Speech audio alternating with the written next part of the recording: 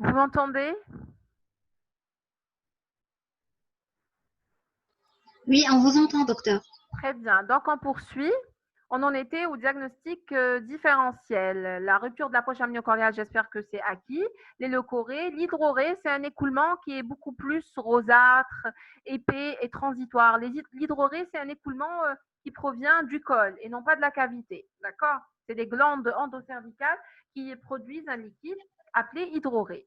L'incontinence urinaire, certaines femmes, par pression de la cavité utérine qui est pleine sur l'utérus, peuvent présenter une incontinence urinaire. Et le diagnostic différentiel, c'est par rapport à l'aspect, c'est jeune, et ça présente l'odeur des urines, alors que la rupture ou le liquide amniotique est inodore, comme on l'avait déjà cité.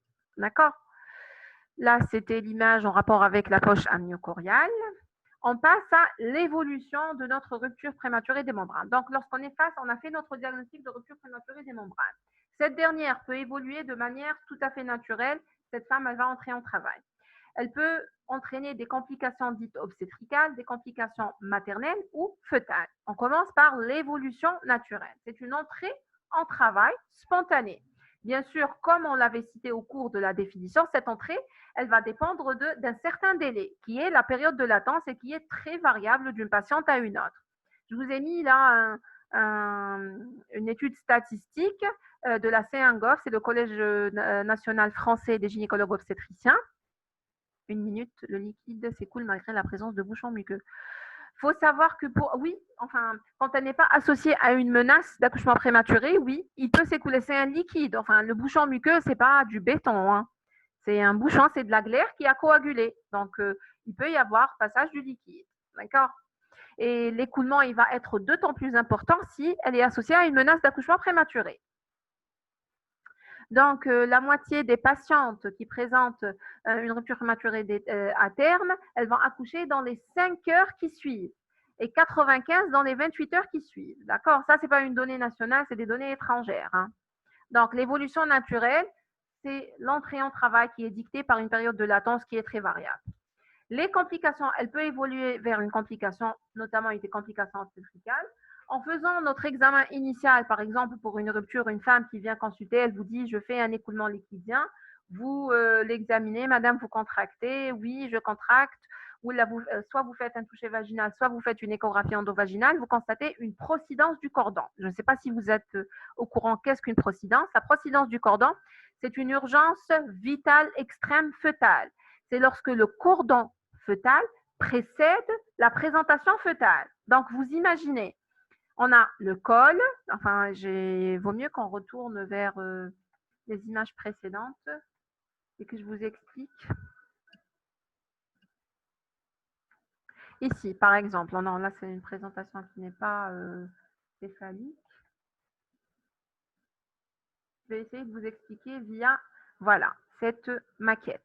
Donc, on a la présentation, là, c'est un fœtus en présentation longitudinale céphalique. Si notre cordon précédait le fœtus, il serait localisé ici. Donc, vous imaginez le cordon qui est coincé entre le col et la présentation fœtale. Il va être soumis à des pressions énormes et il va y avoir une interruption des échanges entre le placenta, donc la maman, et le fœtus, sachant que le cordon est porteur de quoi? D'oxygène, donc de moyens vitaux pour le fœtus. S'il y a une interruption de l'apport en oxygène chez le fœtus, il va faire une souffrance fœtale aiguë, c'est l'anoxie fœtale, et il risque de décéder. D'accord? Il faut savoir qu'en matière de procidence fœtale, de procidence du cordon, il faut agir très, très rapidement. D'accord? En général, quand elle n'est pas en travail, elle ne va pas accoucher dans les 3 minutes qui suivent, on les césarise et on n'a que 3 minutes pour sortir le bébé. D'accord? Là, c'est l'une des complications de la... Je m'excuse.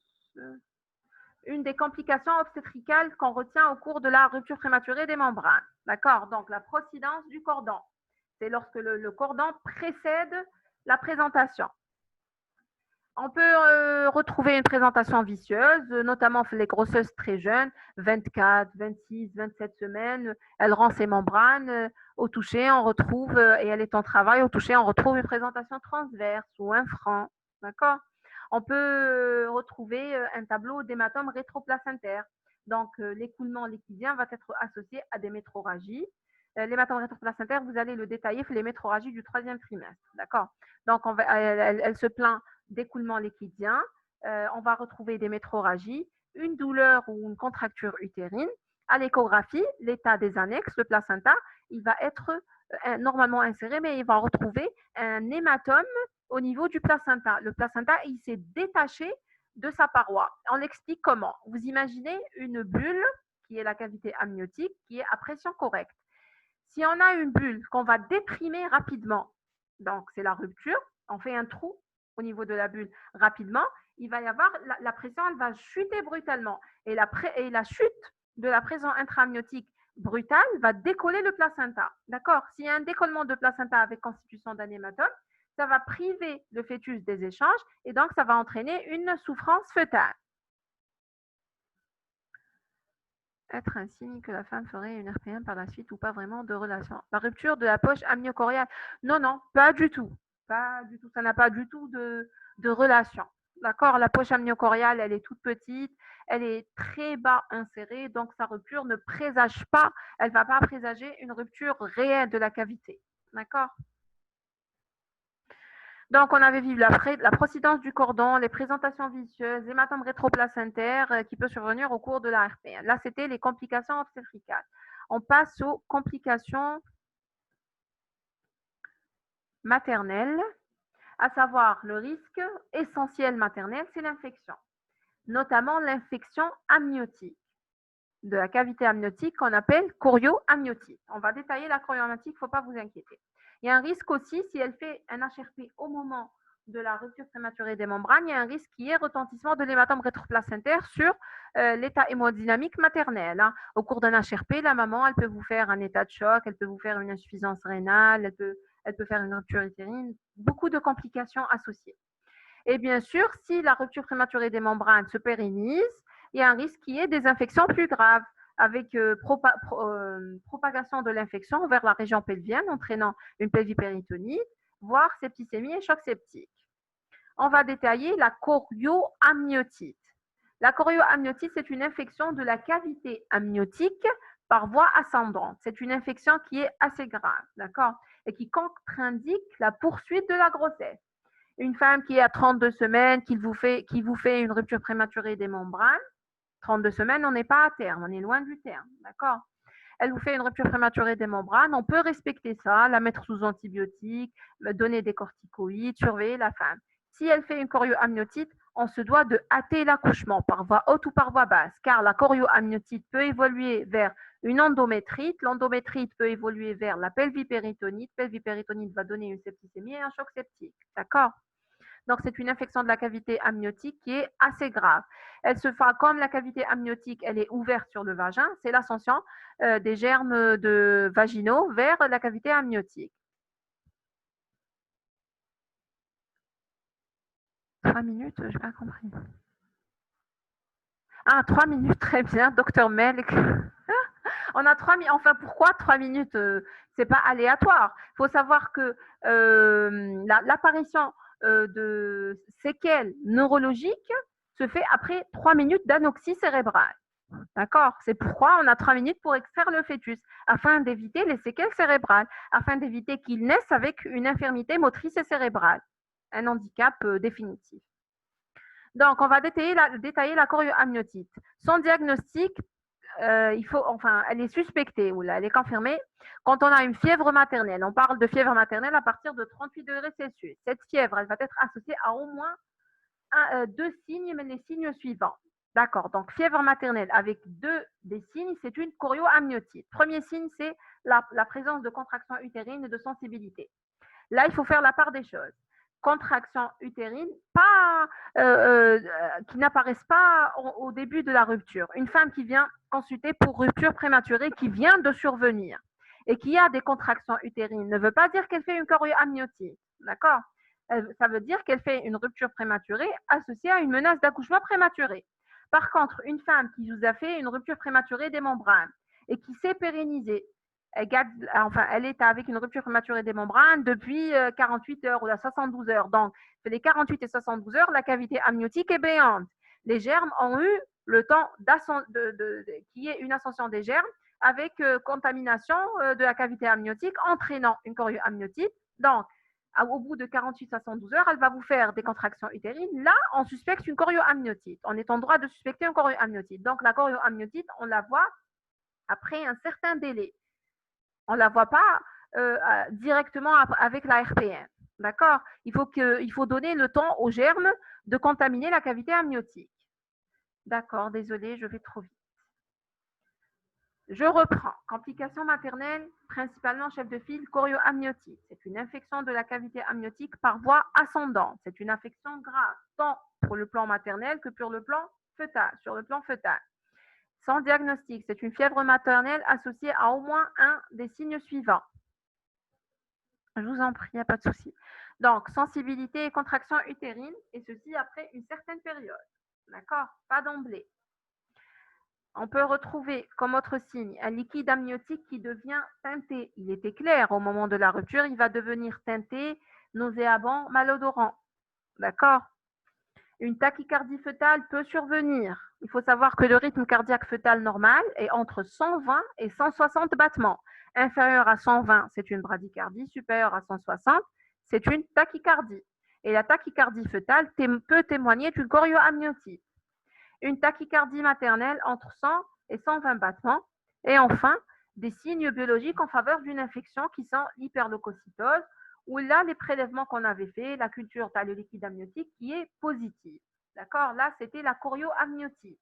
Donc, c'est une complication qui n'est pas précoce, qui est assez tardive, qui est grave et qui impose un arrêt ou un arrêt de la grossesse, que ce soit par voie haute ou là par voie basse. D'accord? Là, c'était les complications maternelles. Les complications néonatales ou fœtales, on a bien sûr la prématurité. C'est une rupture prématurée des membranes. Donc, la première complication des ruptures prématurées des membranes, c'est la prématurité dans le cas où la rupture elle survient avant le terme. D'accord? Donc, c'est une rupture qui survient avant 37 semaines. Bien sûr, c'est l'âge gestationnel qui va conditionner la mortalité périnatale et néonatale. D'accord? Donc, il faut savoir que la prématurité, bien sûr, c'est la première cause de décès néonatal et périnatal. Lorsque la rupture prématurée survient avant 37 semaines, elle va entraîner une prématurité si la femme entre au travail, et cette prématurité est pourvoyeuse de décès. Deuxième complication, les infections. La chorioamniotite, on avait dit que c'est une infection de la cavité amniotique, donc la cavité dans laquelle se situe notre fœtus. Et cette infection va se propager chez le fœtus par voie transcutanée, par voie féniculaire, le cordon, par voie digestive, c'est la cavité buccale, par voie respiratoire, c'est les narines et tout. D'accord? Donc, cette infection, elle peut être transmise au fœtus aussi. Et troisième complication, c'est l'oligoamniose précoce. L'oligoamniose, c'est le contraire de l'hydramniose. On avait dit que l'hydramniose, c'est l'excès de liquide amniotique. L'oligoamniose, c'est un liquide qui est réduit. D'accord? L'oligoamniose est dit précoce lorsque la rupture prématurée survient avant 26 semaines. Et l'oligoamniose est dit prolongée lorsque la rupture prématurée se prolonge au-delà de 5 semaines. Donc, une rupture prématurée à 25 semaines et qui va se prolonger jusqu'à 30 semaines, c'est que la grossesse évolue jusqu'à 30 semaines, c'est un oligoamniose précoce. La réduction du liquide amniotique va exposer l'enfant au risque de déformation des extrémités, des déformations articulaires, un syndrome polymalformatif, c'est un syndrome de Potter, et un risque d'hypoplasie pulmonaire. Je vais vous expliquer pourquoi. Il faut savoir que le bon Dieu a fait les choses et il les a fait correctement. Le liquide amniotique est nécessaire pour le développement du fœtus. Ça constitue un caisson dans lequel le fœtus va s'expandre. Il va y avoir des mouvements, il va y avoir une croissance. Parce que vous imaginez une cavité utérine sans liquide amniotique, l'enfant il va être accolé au mur utérin et il ne pourra pas s'accroître, il ne pourra pas avoir des mouvements qui sont en intra-utérin, les mouvements actifs fœtaux qui sont nécessaires à son développement. D'accord? Et s'il y a réduction du liquide, il y a une réduction automatique de l'espace d'expansion fœtale, entraînant des déformations des extrémités. Il va avoir des membres courts, des membres accolés, des déformations articulaires. D'accord? Là, c'est les déformations. L'hypoplasie pulmonaire. Il faut savoir que le liquide, qu'au cours de la grossesse, le fœtus ingère le liquide amniotique et après, c'est via les urines, il va ressortir. D'accord? L'ingestion de liquide amniotique au niveau gastrique et au niveau des poumons, il va entraîner l'expansion des poumons. Les poumons et les alvéoles, s'il n'y a pas à l'intérieur de l'air ou du liquide en intra-utérin, ils vont se collaber. Et s'ils sont collabés, à la naissance, ils ne pourront pas se remplir parce qu'il n'y a pas eu de croissance dans le poumon. Donc, l'enfant, il ne pourra pas respirer. On parle d'hypoplasie pulmonaire. S'il y a une hypoplasie, c'est que les poumons sont petits, hypoplasiques. S'ils sont petits, à la naissance, ils ne pourront pas assurer la fonction respiratoire et on va assister à une détresse respiratoire. J'espère que j'ai été claire, brève et pas trop rapide. On a fait le tour donc de l'évolution naturelle, c'est l'entrée en travail, des complications maternelles, des complications néonatales. Et là, on passe... Ça ne veut pas passer.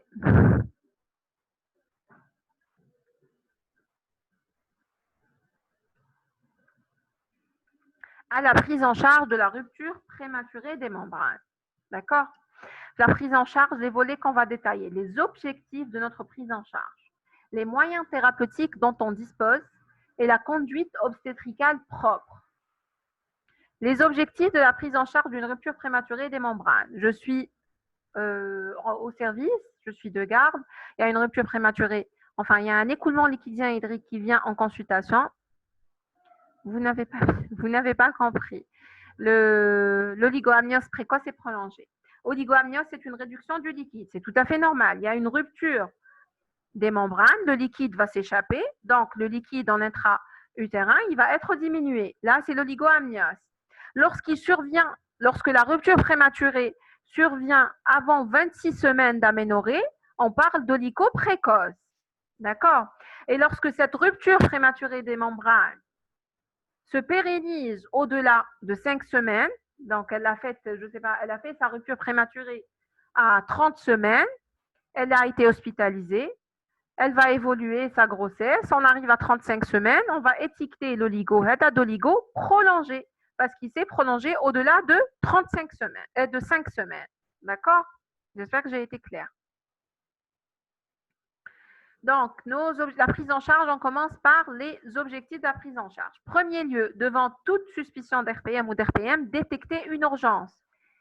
Chef de file de l'urgence, c'est la fameuse procidence du cordon. C'est lorsque le cordon précède la présentation, il va être bloqué entre la tête fœtale et le col. Il va y avoir une rupture de l'oxygénation et de la vascularisation fœtale, entraînant une anoxie fœtale, donc souffrance fœtale aiguë. On est obligé d'extraire cet enfant. Si la femme est en travail près de la dilatation complète, on va hâter l'accouchement. Si elle n'est pas en travail ou loin de la dilatation complète, on va réaliser une césarienne de sauvetage fœtal. Donc, premier objectif, détecter une urgence fœtale, notamment une procidence. Deuxième objectif, lorsqu'on prend en charge une rupture, c'est de prévenir les infections, notamment la chorioamniotite. Troisième objectif, lorsque la rupture prématurée des membranes est associée à une MAP, c'est la menace d'accouchement prématuré, on va traiter la rupture et la menace. D'accord? On va traiter la menace et la rupture. Je vais vous expliquer tout à l'heure les membranes myalines. Et quatrième objectif, c'est la recherche et le traitement de l'étiologie de cette rupture prématurée des membranes, notamment une infection, parce que ça ne sert à rien de traiter, de mettre la femme sous couverture antibiotique afin de prévenir l'infection, de l'hospitaliser, de la surveiller, sans traiter la cause, par exemple une infection urinaire, qui va d'autant plus compliquer le tableau maternel et fœtal. D'accord? Donc là, c'était les objectifs de la prise en charge d'une rupture prématurée des membranes. Éliminer une urgence, prévenir l'infection, rechercher une menace associée. Si elle est associée, on va la traiter. Rechercher et traiter une étiologie. On passe aux moyens thérapeutiques. Les moyens thérapeutiques, antibiothérapie, afin de prévenir les infections, corticothérapie et tocolyse. Corticothérapie et tocolyse, c'est un autre volet qu'on va détailler. D'accord?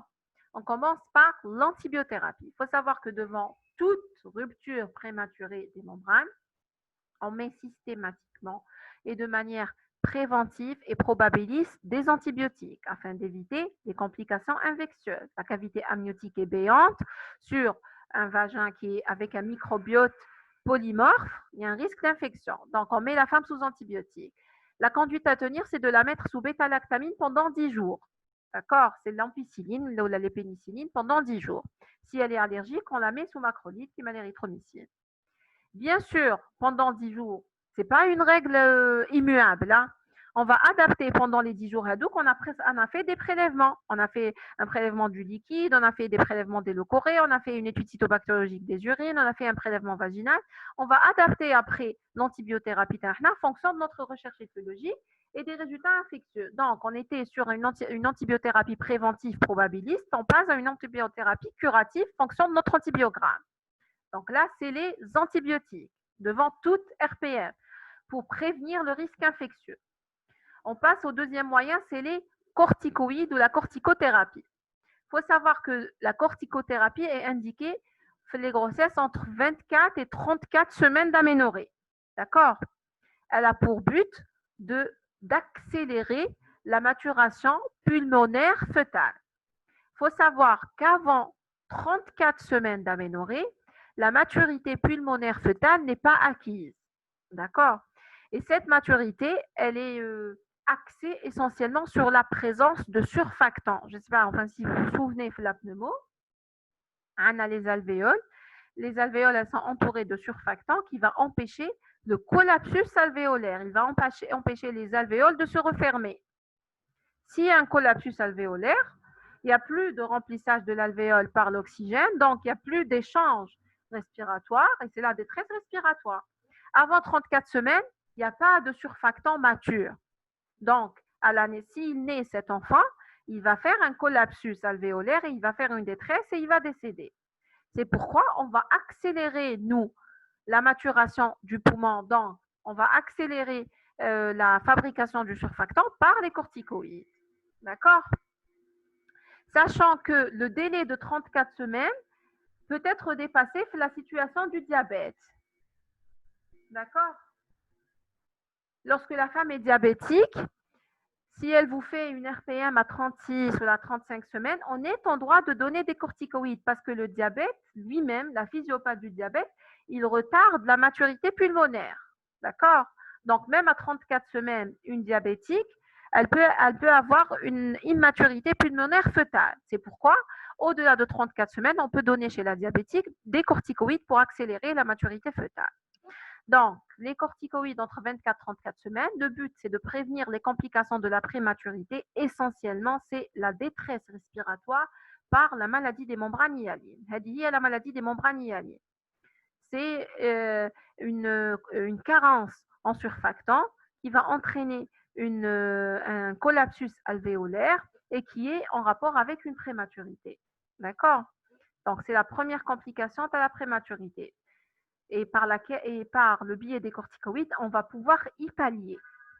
Deuxième complication, c'est les hémorragies intraventriculaires. Le prématuré est exposé à faire des hémorragies. S'il vous plaît, je n'ai pas capté la situation de la femme diabétique. Il faut savoir que lorsqu'on fait un diabète qui soit chronique ou la gestationnelle, le diabète interfère sur la maturité pulmonaire. Il va interférer sur la fabrication du surfactant. Donc, même si elle est à 35 semaines, théoriquement, une grossesse non compliquée de diabète, à partir de 34 semaines et au-delà, la maturité pulmonaire est acquise. Il y a le surfactant, il n'y a pas de risque de collapsus, il n'y a pas de risque de détresse. Par contre, chez la diabétique, même au-delà de 34 semaines, il y a un risque qui est une immaturité pulmonaire en rapport avec une carence en surfactant. D'accord? C'est pourquoi on peut donner une corticothérapie au-delà de 34 semaines chez la diabétique. C'est tolérable. Donc, les corticoïdes préviennent de ce fait la détresse respiratoire par maladie des membranes hyalines, préviennent les hémorragies intraventriculaires au niveau cérébral. Je vous en prie, Hakima. Préviennent aussi les entérocolites uséronécrosantes et ils préviennent la leucomalacie périventriculaire. Il ne faut pas vous encombrer de toutes ces caractéristiques. Le plus important chez vous, c'est de prévenir la maladie des membranes hyalines. Donc, réduire le risque de décès par prématurité et immaturité pulmonaire. Qu'est-ce qu'on va donner? Les moyens dont on dispose comme corticoïdes, la bétaméthasone ou la dexaméthasone injectable, mais pendant 48 heures en IM. D'accord? Donc, on a vu les antibiotiques, les corticoïdes, on passe aux tocolytiques, la tocolyse. Tocolyse, c'est des traitements qui ont pour but d'arrêter les contractions utérines.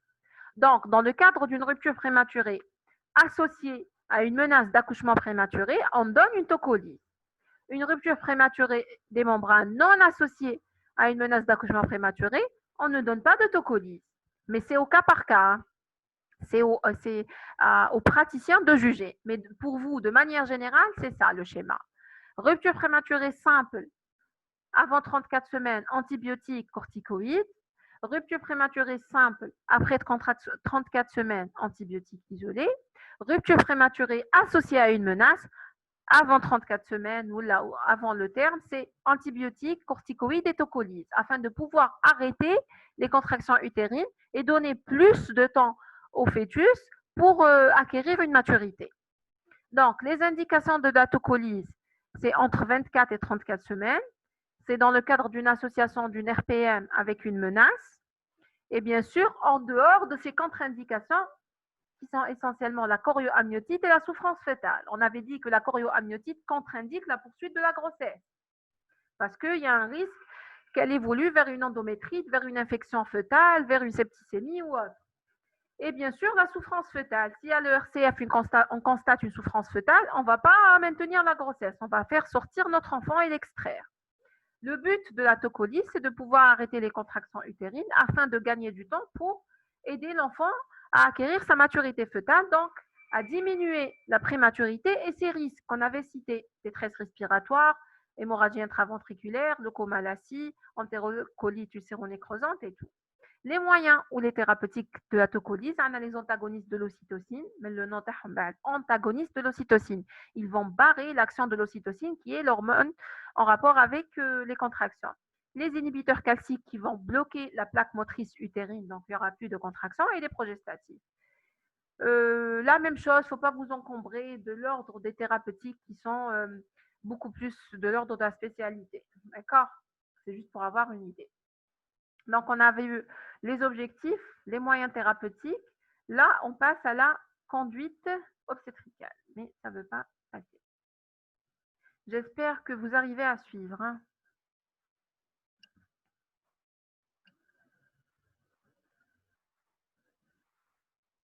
Très bien. Allez. La conduite obstétricale, proprement dite.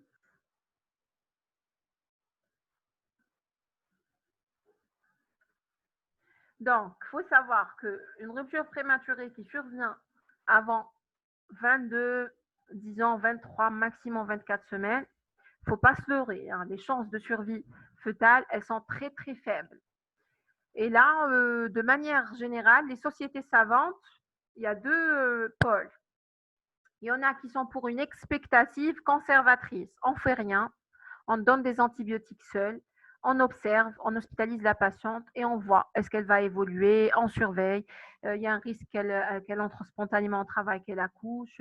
Il y a un risque que sa grossesse se poursuive et qu'il y ait apparition de déformation des articulations, de déformation des membres. Il y a un risque qu'elle vous fasse une mort in utero ou là, une grossesse arrêtée. D'accord? C'est une attitude expectative conservatrice. On n'agit pas.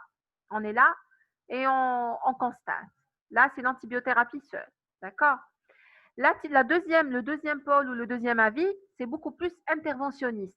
C'est l'école qui vous dit avant 22-23 semaines, il n'y a pas de chance de survie. Pourquoi poursuivre cette grossesse? On intervient, on déclenche et on arrête cette grossesse. D'accord? Mais il faut savoir que pour prendre n'importe quelle décision, il faut qu'il y ait un accord libre et éclairé du couple et non pas de la femme seule. Donc, c'est en discutant, c'est avec une concertation du couple qu'on peut parvenir à une attitude ou à une prise en charge pas adéquate, mais disons du moins qui va satisfaire le couple. Là, c'était avant 22-23 semaines. Entre 24 et 33-34 semaines, les chances de survie elles sont plus élevées du fœtus. Donc là, c'est une expectative conservatrice. On va mettre les antibiotiques, on va accélérer la maturité fœtale par les corticoïdes. S'il y a une menace associée, on va mettre des tocolytiques jusqu'à arriver à 34 semaines. Et bien sûr, on va rechercher et traiter l'étiologie. D'accord? Parce que là, il y a plus de chances que cet enfant survive. On passe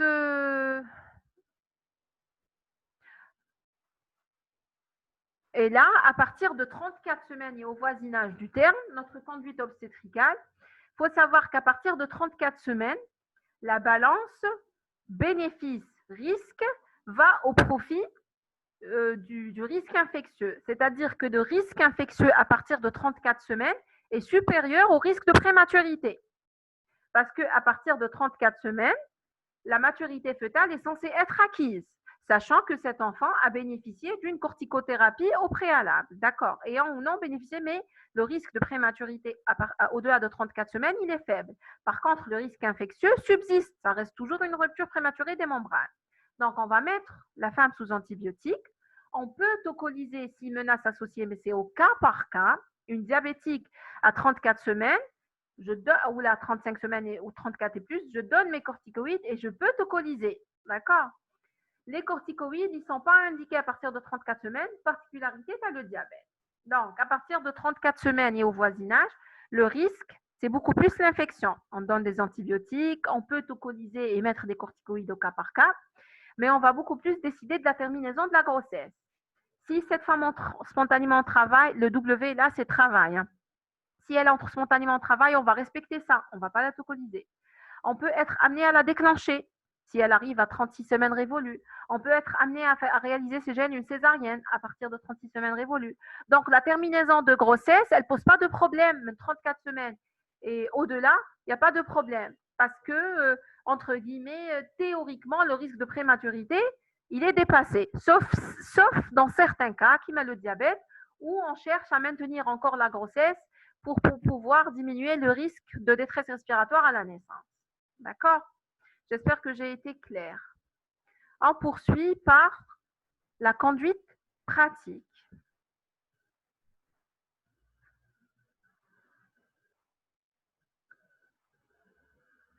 Sur le plan pratique, donc, on est de garde, on a une rupture prématurée des membranes. Qu'est-ce qu'on fait? On va hospitaliser notre patiente. C'est un motif d'hospitalisation. C'est une grossesse compliquée. C'est une grossesse à haut risque materno-fœtal. D'accord? La rupture prématurée des membranes, c'est une GHR, grossesse à haut risque materno-fœtal. Donc, on hospitalise notre patiente au niveau des GHR. Repos au lit, pour éviter qu'il y ait encore des perditions. On avait dit que le liquide, la perte de liquide s'accentuait au mouvement. Hydratation, on conseille aux femmes de s'hydrater beaucoup afin d'augmenter leur volémie et de pouvoir régénérer en quelque sorte le liquide amniotique. Il faut savoir que la physiologie du liquide amniotique, je vous l'explique. En début de grossesse, lorsque la grossesse est jeune, le liquide amniotique provient par transsudation, mais les vaisseaux maternels. D'accord? Donc, passage, mais les vaisseaux maternels. À partir du deuxième trimestre, le liquide amniotique il est constitué des urines fœtales. C'est lorsque les reins du fœtus commencent à fonctionner, ils vont filtrer le sang qui leur parvient. Il va y avoir formation d'urine. L'enfant urine au niveau de la cavité et il régurgite à chaque fois son liquide. Et c'est ça, c'est le cycle du liquide. Donc là, c'était entre guillemets.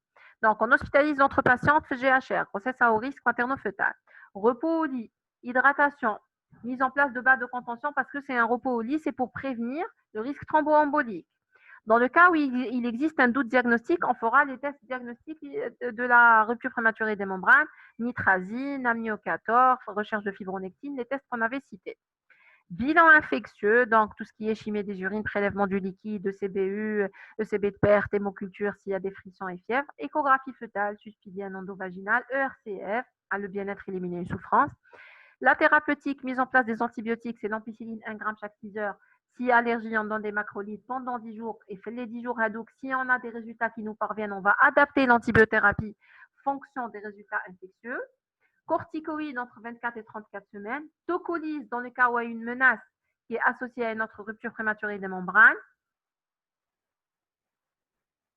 Si l'enfant a un risque d'être drépano, les corticoïdes, ils n'ont aucune contre-indication. Hein. Bien sûr, dans le cas où la femme elle présente un diabète, il faut faire en sorte de surveiller de manière rigoureuse son cycle glycémique afin d'adapter le dosage d'antibiotiques, d'insuline fonction du cycle. D'accord. Corticothérapie, ça n'a pas de relation du tout avec le risque de pathologie hématologique congénitale. D'accord. Donc, corticoïdes, tocolyse et menaces associées. Et on va décider de la fin de la grossesse. Soit elle entre spontanément au travail, soit on va la déclencher, soit on va décider de réaliser chez elle une césarienne, et ceci à 36 semaines révolues. Mais 36 semaines et 6 jours ou 37 semaines, la RPM, elle peut accoucher sans risque. D'accord. Mais bien sûr, si elle entre en travail entre 34 et 36 semaines, on ne va pas s'opposer à ça. Parce qu'à partir de 34 semaines, le risque infectieux est supérieur au risque de prématurité. Voilà, c'est tout ce que je pouvais vous dire concernant la rupture prématurée des membranes. J'espère que ça a été assimilé, que j'ai été le plus clair possible. S'il n'y a pas de questions, on passe, enfin, on a encore 4 minutes, on peut passer au second cours.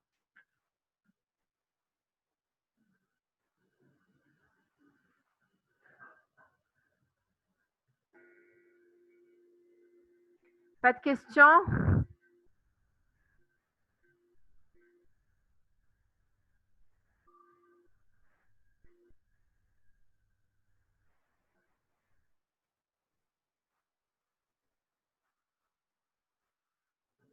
Oui, on passe. Est-ce que le cours est enregistré, s'il vous plaît? Théoriquement, oui. Normalement, il a été enregistré. D'accord? Vous allez le retrouver sur la plateforme. Provoque une maturation précoce des poumons du fœtus. Est-ce que ça pose aucun risque? Aucun risque, non. Selon mes connaissances, il n'y a aucun risque. De manière générale, hein, en dehors de la grossesse, en dehors de la prématurité, la seule contre-indication des corticoïdes, c'est quoi? Quand est-ce qu'on ne donne pas de corticoïdes? C'est dans le cadre d'une infection grave septique, un sepsis. Le sepsis, on ne donne pas de corticoïdes. Au deuxième cas, l'hypercorticisme. C'est les deux seuls cas où on ne donne pas de corticoïdes. D'accord? Le diabétique de manière générale, quand on lui donne des corticoïdes, on lui conseille de faire un cycle glycémique rapproché pour adapter ses doses d'insuline en fonction du cycle car il va être amené à être perturbé. Docteur Juin, docteur s'il vous plaît, est-ce que l'amniosynthèse peut causer? Oui, tout geste invasif, amnioscopie, amniosynthèse, cerclage, peut entraîner une rupture prématurée des membranes parce que l'amniosynthèse, c'est un prélèvement transmembranaire. D'accord? On va prélever en passant par l'utérus, la paroi cutanée, l'utérus et la cavité amniotique pour pouvoir prélever du liquide amniotique. D'accord? Donc, il y a un risque parmi les complications citées de l'amniosynthèse, c'est la rupture prématurée des membranes. D'accord? Pouvez-vous, la cause de la coupure, quelle coupure? Pouvez-vous répondre à la partie du diagnostic différentiel rapidement, s'il vous plaît? À cause de la coupure, quelle coupure? En privé, hein? Quels sont les critères de la menace? La menace, la définition, la menace, c'est la présence de contractions utérines qui vont entraîner une modification cervicale. D'accord? C'est une contraction, on constate la présence de contraction associée à une modification cervicale. Le col est censé être fermé jusqu'au début du travail. Si la femme présente une menace ou un travail, c'est la dilatation du col. Contusion qui s'accompagne, la contusion s'accompagne d'un écoulement du liquide ou non? Quelle contusion? Un traumatisme, bien sûr, oui.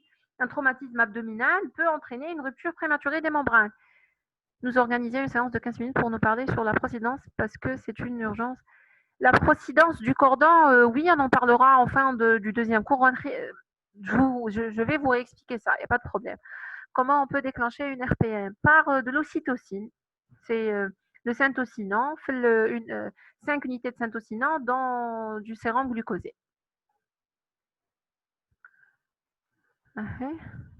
Donc, on va entamer avec le deuxième cours, s'il vous plaît.